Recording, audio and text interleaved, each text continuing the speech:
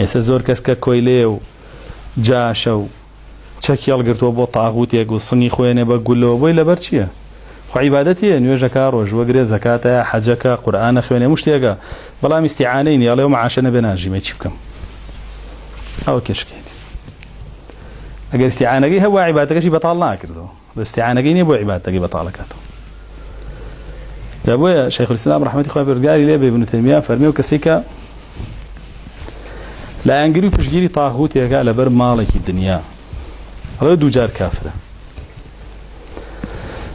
واڵێ کوفری ئەویش خراپترە لەوەی کە لە خۆشەویستی ئایکە، یعنی کابرا تاغوتەکەی خۆشەوێ، کوفری ئەو زۆر ئەهوەنترە لەوەی کە لەبەر پارە بۆیەکە.